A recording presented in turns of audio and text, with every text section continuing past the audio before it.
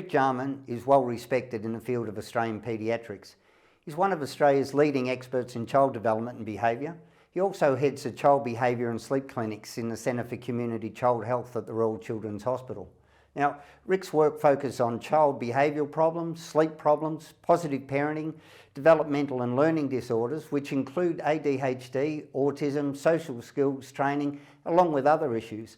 And today, Rick joins us to discuss the impact that COVID is having on our children. Welcome, Rick. Thanks, Michael.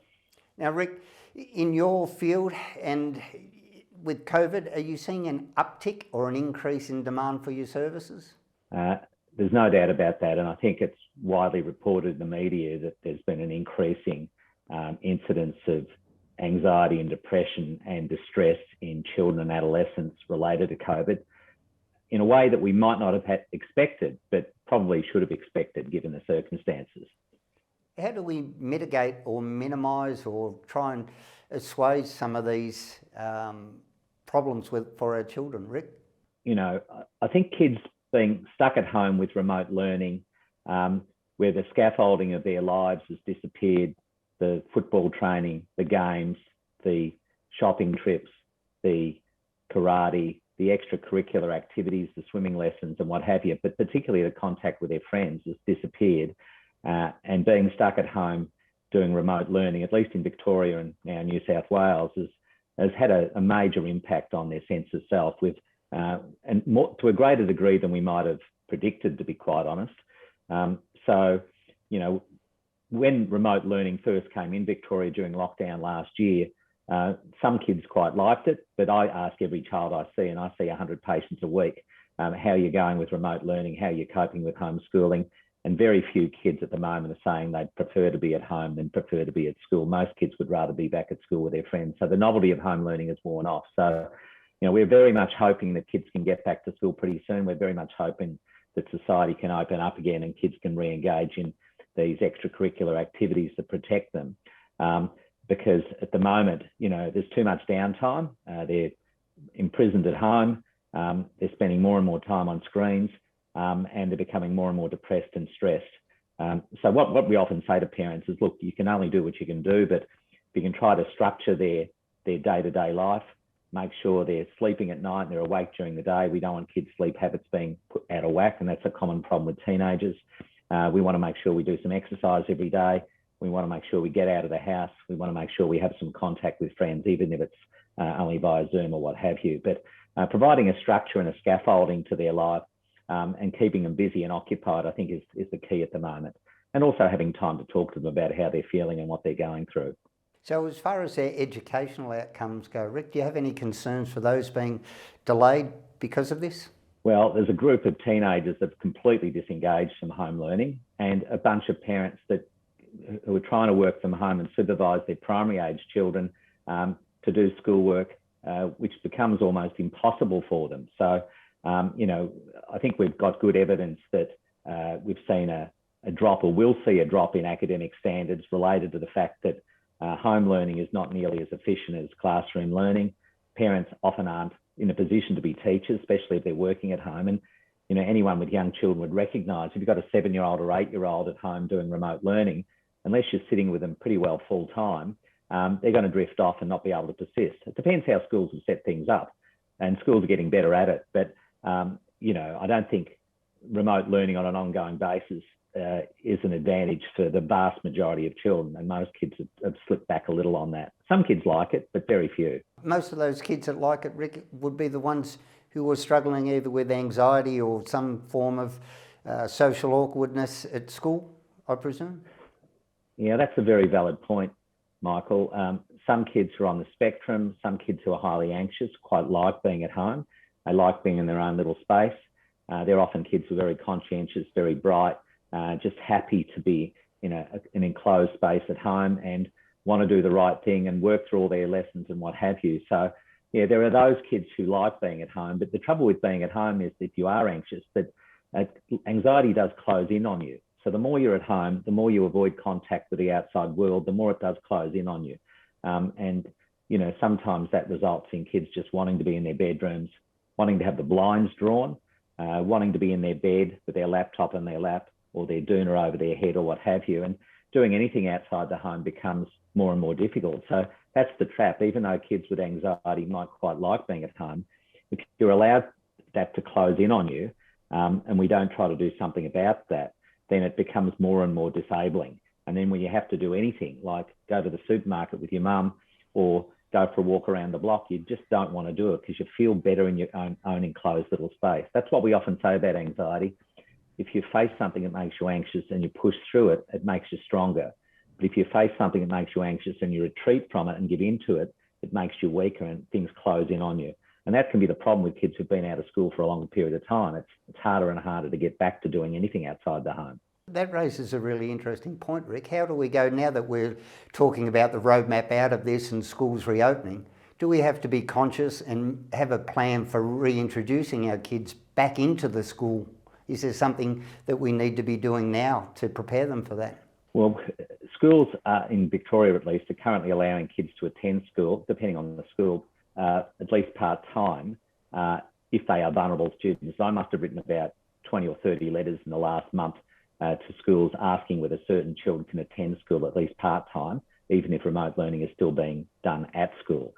Because I think we know for some kids just being imprisoned at home is not great. So we're very much hoping that kids can get back, but a lot of these anxious kids are going to find it hard to get back because they've been so cocooned at home that it's difficult for them to be moving through. So with some of those kids, we're going to have to reintroduce it gradually, have them starting back just part-time initially and increasing the hours, because I think going from nothing for 2 or 3 months to full-time school might be a bit challenging, although most kids say they're keen to get back, but there are going to be difficulties to some kids, and maybe giving them a couple of half days off or a day off a week to grade them back is probably going to be a bit easier for them.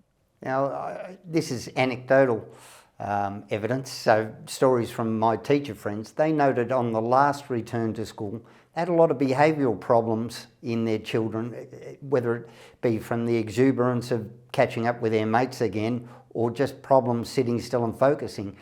How can we facilitate this a little bit better, Rick? Yes, well, I think they need to be eased back in. It takes a while to get used to classroom learning again. The best teachers are always the ones who've got clear routines and expectations and visual schedules on the wall so kids know what's happening. We're able to use a lot of diversion, selective ignoring, deflection, redirection, cajoling, joking, humour, jobs to do, errands to run, stretch breaks, opportunities to get up out of their seat to give them, allow them to burn off some of their excess motor energy. Outside exercise, I mean, a lot of teachers do that anyway. We'll say to kids at the start of the day or in the middle part of the day, let's go for a walk around the oval, or let's take a little stretch break for 5 minutes. So I think it's going to be about being accommodating for kids who might have a little bit of trouble resettling, not putting too much pressure on them, trying to ignore and redirect a lot of minor range unsettled behaviour, and keep a sense of humour about it all and don't push it too hard. I think it's easy for me to say, but I think that's what we're sort of trying to look for, I'd say. Children aren't built to sit still for any great length of time. Do you have any guidelines that parents, reasonable expectations for kids homeschooling, let's say from 6 to 9, from 9 to 12, and then for teenagers, on how long we should request that they sit at the computer and focus before giving them those breaks? Well, it brings me to a survey I read of parents of 2, 3 and 4-year-old children that was done around Australia a number of years ago. And 100% of parents of 2-year-olds said that they were active and hardly ever still. So if you ever do see a 2-year-old that's not hyperactive, they've got a serious underlying medical problem and need to be admitted to hospital straight away for urgent investigation, because it's certainly not normal. But you're still dealing with 40 to 50% of 3 and 4-year-olds. Most kids, by the time they get to 5 or 6, have learned to settle. But there are plenty of kids at the start of prep that find it hard to sit still. I had a prep teacher say to me recently, her number one role in first term of prep is to arrange toilet breaks. So the bar's pretty low really for little preppies, and we need to give them a chance to settle in. But of course, once they're through first term into prep and are moving beyond that, sitting and listening and concentrating is pretty important. As we say, if you can't reach them, you can't teach them. If you can't stay in your seat and persist for a reasonable length of time, you're going to fall behind with your learning. And, we see that with kids with ADHD and that's the main reason we intervene with strategies and whatever. If they're falling behind academically because they can't stay in their seat, or they're being disruptive in class, or their behaviour is interfering with their social or family relationships, we normally need to do something. So look, as a general principle, kids that have concentration problems, I often get parents to insist that children sit at the table at meal times, at least for the evening meal, to try to get little ones to sit for 10 to 15 minutes at the table for the evening meal. We'll often use a timer, get them to sit until the timer goes off, TV off, no toys at the table. Even if they've finished their meal, we want them to sit at the table for 10 minutes. They sit at the table for 10 minutes, we can award them with a sticker on a chart. Once they finish the chart, they get a surprise. But learning how to sit at the table at home at mealtime is a prerequisite to being able to sit and stay in your seat at school. So we want to reward that sort of behaviour, but have reasonable expectations for a lot of little kids needing stretch breaks and what have you. So, you know, it's a progressive process, as we all know. There are plenty of adults that have trouble sitting still, Michael. I notice you're not wiggling too much. You're on your best behaviour today, but I'll be keeping a watch on that. Thanks, Rick. Yeah, I've recently read a paper on the benefits of family dinners, and it spreads right through into adolescence, everything from illicit substance abuse all the way through to mental health benefits. Am I on the right track there, Rick? Yeah, it sounds cliche, doesn't it? But family dinners are important for a whole lot of reasons. TV off, no toys at the table, just to reflect and debrief on the day.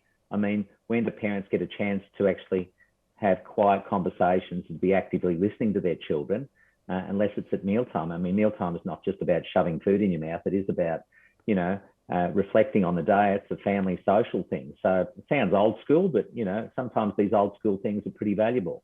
Now, how has the government gone as far as supporting this and making plans that are actually supporting our children? I noticed the Victorian government has announced a lot of mental health increased funding. Is this flowed on through to the children's area?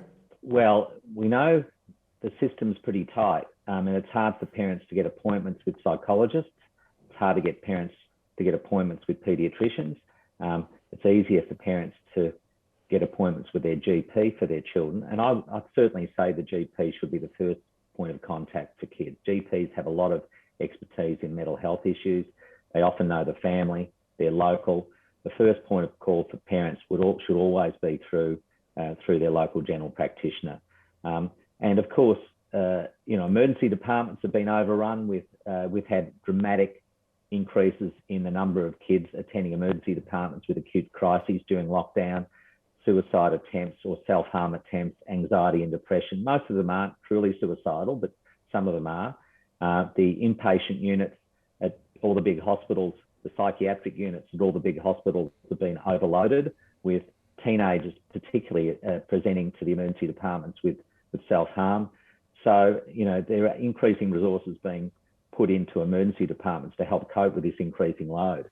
Because it's not something you can just deal with in 2 minutes either and flick them back out the door. Some of these kids are complicated and their family circumstances are complicated. So, you know, I think, you know, mental health plans to see psychologists, increased opportunities for kids to see counsellors.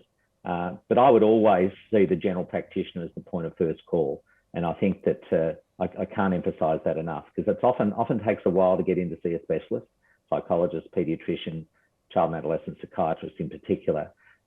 So I'd always encourage parents, if they're distressed, to approach their GPs first and see where it leads from there. All right, Rick, just to finish off with, what would your top 3 tips for parents be as far as managing these times with homeschooling or just for the children's mental health? What should they prioritise? I alluded to it before briefly, Michael, but maintaining routines.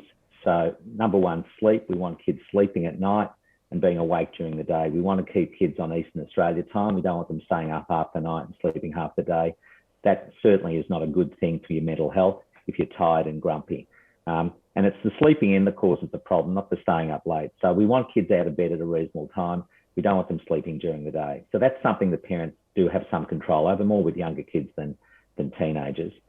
Number 2, to make sure we do some exercise every day outside the home, to get out of the house and get some fresh air and sunlight and what have you. Even if it's just, you know, a 20-minute brisk walk around the block is better than doing nothing. We know that exercise, moderate exercise, is as good as a mild antidepressant for helping with depression and anxiety. Most people understand that exercise helps you feel calmer and brighter. So we want kids to be given a nudge to do something outside the home, even if they're not keen on doing it. Number 3, we want to make sure that we follow a good routine through the day so that the kids aren't just randomly floating around doing nothing and ending up on screens. We want to make sure we provide as much structure for them as possible so they know what's coming. We're doing this, then we're doing this, then we're doing this, and making sure kids have got a sense of what's happening tomorrow or the day after or the day after that. So maintaining routines, I think, is really important. And number 4, maintaining some social contact with their peers, as difficult it is crucial because, you know, kids have become increasingly isolated from their friends. The main reason kids want to go back to school is to see their friends, the main reason. And, you know, trying to maintain some sort of contact where it's possible is sort of so important, even if it's by Zoom or whether it's through one-on-one play dates in the park or what have you. But the sooner we can get kids back into extracurricular activities, as soon as we can get them back to school, as soon as we can get them back into good routines around their life, the better they'll be. All right, Rick, thanks so much for your time today and for your excellent pointers. Thanks very much, Michael. Nice to meet you. Likewise, Rick.